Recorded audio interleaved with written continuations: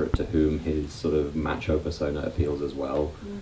And I think the element of foreign policy of asserting Russia's interests on the world stage, somewhat more aggressively, has also played very well. So he undoubtedly has a kind of popular base of support. I think I have two kind of hesitations about it, about how solid it is, right? One thing you notice with opinion polls in Russia is that Putin's approval ratings are astronomical compared to most world leaders. Like, they've been above 60% since, like, I think September 2000. There's no point at which they've been below 60%. Mostly above 80 since 2014. But his decision to raise the pension age immediately wiped like 20 points off his rating. So, and again, from 80 to 60, that might not seem such a big deal, but that's, it's now, his popularity is the lowest level it's been since 2000. It's sort of stayed at 60-ish for the last sort of 4 or 5 months. And again, like, Western leaders would kill for those kind of ratings, right? So it's not that he's, on his way out or anything, but it just does show that there is a kind of oscillation in the popularity depending on what the government does, and it means he can't actually do whatever he wants, right? The other thing I'd say is that his, even though he always has positive approval ratings, the government always has negative ones, right? This is a thing that, he is never blamed for anything the government does. And the problem with his kind of the persona he has of being increasingly in charge of everything and dominant of everything, which I think the Western media very much plays up to, is that it's very difficult for him to disavow responsibility. So the more he comes to be the figure who is in charge of everything, supposedly, the harder it is for him to say, oh, well, no, that was my bad ministers doing this. So my feeling about his popularity is that it is substantive and real, but that it's also potentially brittle. I'm not sure how solid it would be in the event of a crisis. I feel like a lot of the support is, I wouldn't say opportunist, that seems judgmental, but I mean that it's very malleable in response to events, I would say. I have a kind of a personal question. I need to seek your advice. Because of the Russian interference in the election, because of Trump's weird affection for Putin, the kind of anti-Putin torch is really now being carried by the Democrats, right? And so I find myself at Thanksgiving, with my lovely sort of progressive liberal relatives, and so I get into arguments with, they're like, oh, Putin's so bad, and I find myself like turning into Stephen Cohen, and I'm like, well, he's not so bad, he did this good thing, he did this wonderful thing. How do I have this argument without turning into an apologist? Yeah, well, I may have already failed that multiple times over. I don't know. It's quite difficult. I guess my general approach to this is to say that everything the US government does is redounding to the credit of Russia right now. And I mean, I understand this from satirists, but from like actual people who comment on politics and foreign affairs, this is actually something approaching a delusion, right? Like, in terms of policy outcomes that the Russians could point to and say, this administration has been good for us, there really haven't been many of those. There have been a lot of very bad ones for the Russians, right? There's sanctions, right? There's several rounds of sanctions now formally established in US law, right? Not administered by the executive, not easily revocable by whichever president comes next. This is written into US law, very, very, very hard to undo. It means like Russia's more or less permanently under sanction from the US. That's major, right? Lethal assistance to Ukraine. That's something the Obama administration sort of thought about, didn't do because they thought it would be a bad idea. The Trump administration has done that, arguably goaded into it by needing to look hard on Russia because of the Democrats, right? Those are like some pretty significant foreign policy setbacks, I would say, for Russia. Oh, and the Iran deal also. Russia very invested in the Iran deal. That was a major coup for them to be such a key player in the brokering of that deal. And obviously the Trump administration has walked away from that. Possibly if John Bolton gets his way with a view to regime change in Iran, which from Russia's point of view would be a massive reverse as well. So like if you think of major interests that Russia has in the foreign policy sphere, this is all terrible news for them. This is worse than the Obama administration as far as they're concerned. So, I'm looking at this and saying, okay, these are the facts. What are the facts on the other side to show that Russia is actually running the US government? And there aren't any, except people don't like the US government. That's not a sufficient reason. I don't like it either, but, one needs to find actual things to criticize them for that they've actually done, I guess. Sorry, I feel like I'm personally attacking you now because this annoys me so much. But it's I don't feel okay, good. So you kind of not glossed over, but briefly mentioned, you didn't use the word constituency, but I'll use a constituency of people in this country whose interest it might be in to maintain Russia as a permanent enemy of the United States. Besides the aging academics who built their careers on Soviet criminology and, just want to keep saying the same thing, could you talk a little bit more about who those people or interests would be, both politically and economically?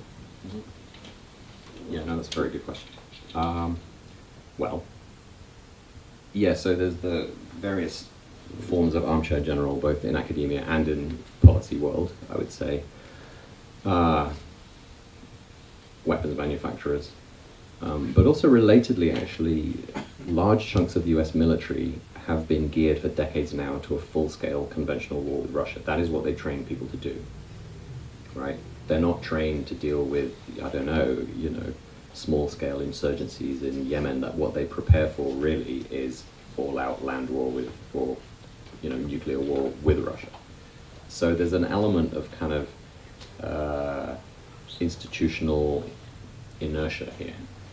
In order to shift that set of priorities, you would have to come up with some other coherent idea of what it is the US military should be doing. And I think that is a kind of permanent, unresolved strategic dilemma. And the good thing about Russia is that it allows you to not resolve that at very little cost. Because you're not actually going to have a land war with Russia anytime soon. The Russians would just, back off from that and immediately lose. So it's the convenient enemy that looks very scary and big because they do have a lot of missiles, but it's actually not a real enemy. The other thing I would say that it enables you to do is to amplify threats, justify massive increases in military spending. I think the US increase in military spending just this last year was larger than the entire Russian military budget, which was quite staggering. It allows you to justify that kind of thing without having to actually engage with and define in a very hostile fashion new threats such as China, right? No doubt the US Army and Navy are developing policies towards China and preparing for war with China, but the Russia threat allows you again to, with a loud hailer, talk about this other actually non-existent threat while preparing for other ones on the side. So I think it serves a lot of, it's a multi-purpose kind of signifier with very little cost, I think. Yeah, because I remember for about 60 days maybe after the Velvet Revolution, I was living in Czechoslovakia in the early 90s when people in the U.S. government all the way up to George H.W. Bush were talking about a peace dividend. That never even came close to happening. Right.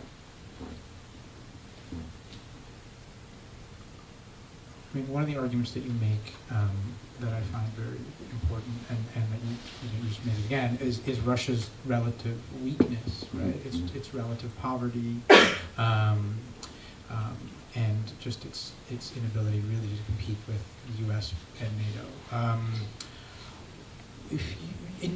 What is the kind of strategic lesson from that for the U.S. if? Because one possibility, if you were the president of America, right? I can do it. Doesn't look hard. But hold on, it is hard because if Russia is weak and Russia is not relevant, then you should ignore Russia, which is what President Obama basically tried to do, I think, quite admirably, and it didn't work. Right. So what do you do if you're the president of America, and Russia's out there, weak and yet kind of pesky? Pesky is good. Yeah. I think a lot of the problems. I should also stress that I'm not saying that all of the problems between US and Russia are created solely by the US, right? There's a lot of aggressive contributions made by the Russians themselves on this score. I guess what I was trying to emphasize is the way in which the US shapes the environment in which Russia is making those decisions. And often the Russians will make an aggressive maneuver to kind of compensate for the weakness. That's how I read a lot of their actions over the past few years, is actually they need to do something dramatic to change the situation. And a lot of it is to get the US attention and to get the US to treat Russia as some kind of peer on the world stage, right? The problem is that Russia has this fundamental kind of mismatch between it still has the ambitions, the kind of reach the imagination of a superpower, but it doesn't have the capacities to actually do that, right? There was a telling moment in the Russian-Georgian War in 2008, which the Russians militarily won in, 4 or 5 days. They took over these Georgian military bases, and they realized that the Georgians had military equipment that was way in advance of what the Russian army had, because the Georgians had been given it by the US. And at that point, they do a massive military upgrade. And they realize, we need to up our game here. So there is this mismatch between what Russia aspires to, how it thinks it should be treated on the world stage, and its actual ability to back that up militarily, economically, industrially, whatever it is. I think Russia is not willing to settle for the status of a regional power like Brazil, Turkey, Indonesia, one of these very large, populous, mid-ranking economically states. Russia's not going to settle for that.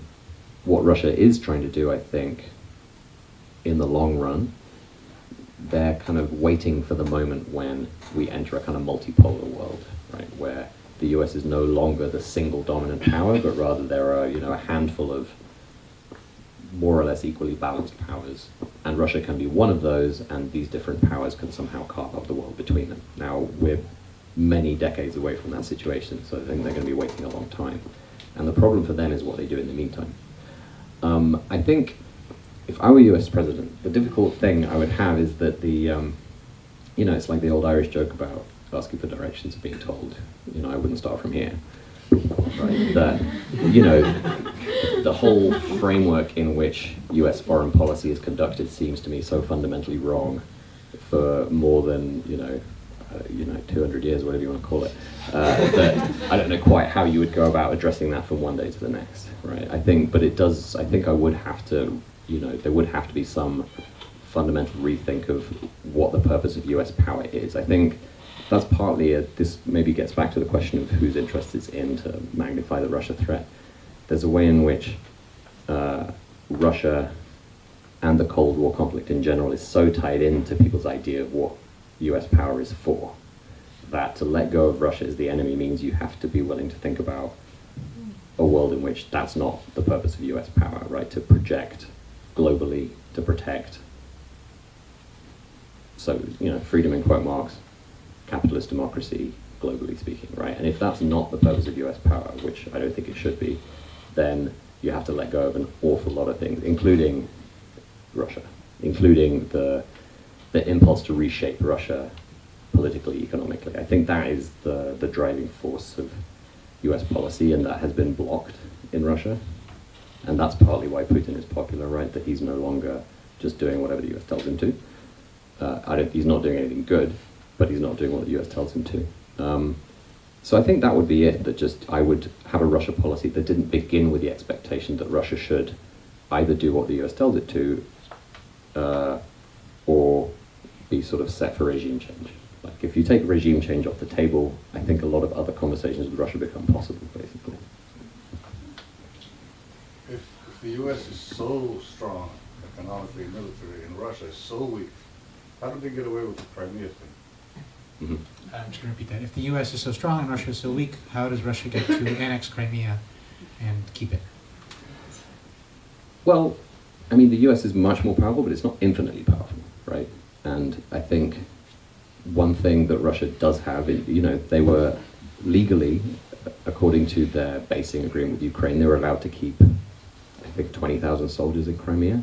So if the US had wanted to stop that, they would have had to go in with the Ukrainian army and engage in a full-scale land war to take back Crimea. It was clear the US was not going to do that, right? The number of wars the US is currently engaged in, they weren't going to commit ground troops to a full-scale war with a nuclear-armed power over Crimea. That was really not going to be worth it. I think the second reason this was somewhat in question for the US and for a lot of other, for the EU too, is that the problem is really that the vote was not. I was wondering if you could talk about like what changes did Putin actually make to like the structure of government in Russia?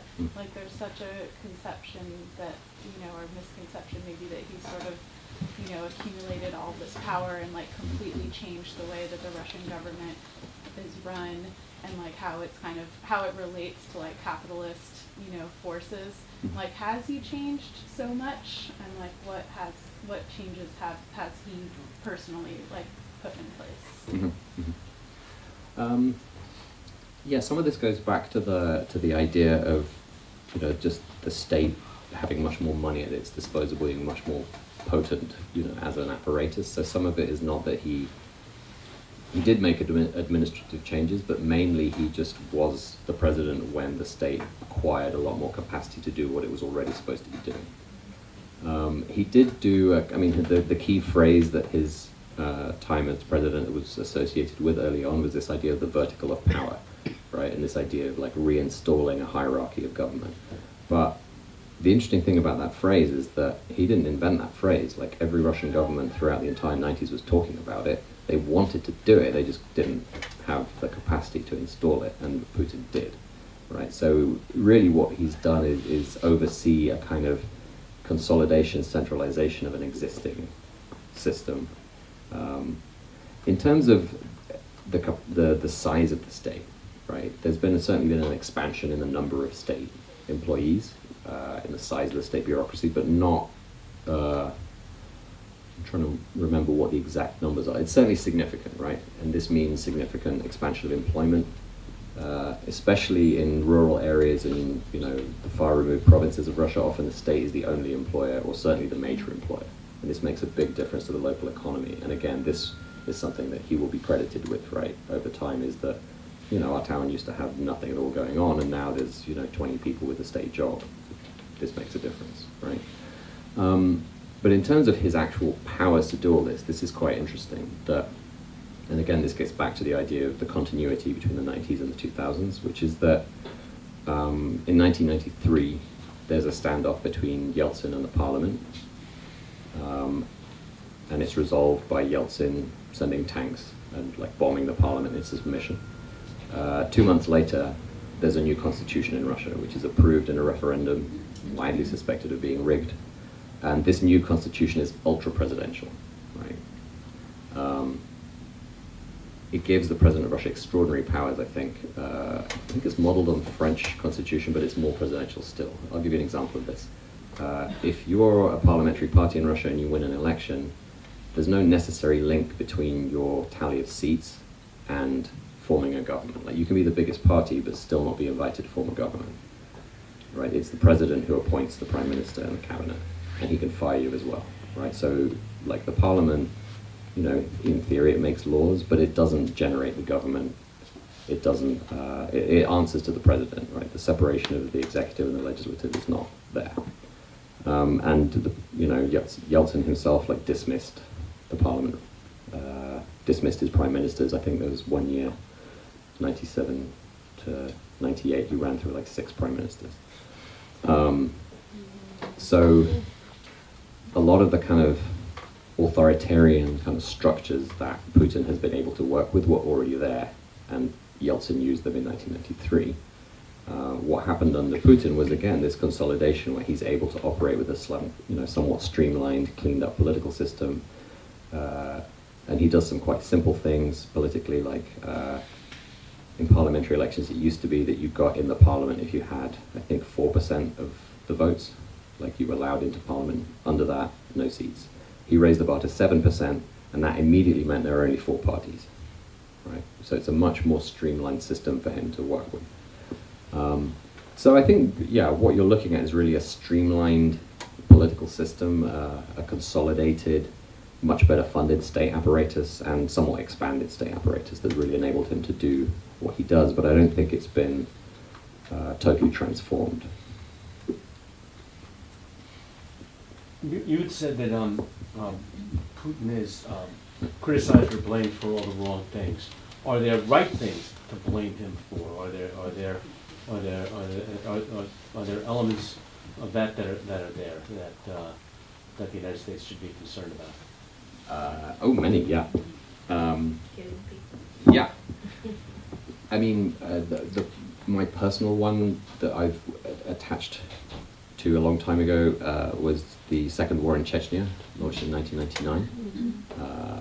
Ostensibly an anti-terrorist operation, and he's been very keen on this whole motif of anti-terror since 1999. And I, in a previous book, argued at length that this was actually a war to kind of crush aspirations to sovereignty in Chechnya. And I think a lot of the way that war was waged was criminal. So that's the major one in my view, and I think also foundational for his rule, right? It was actually the popularity of the Chechen war that enabled him to become president. So that's like number one in my book.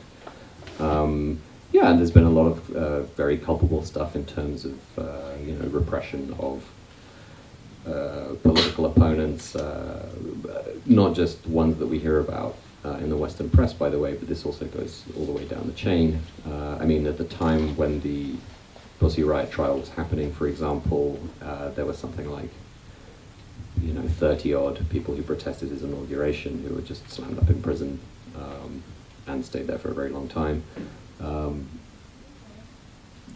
The area where I think he's been smart enough to not leave such obvious traces, but certainly journalists have found them, is in his finances.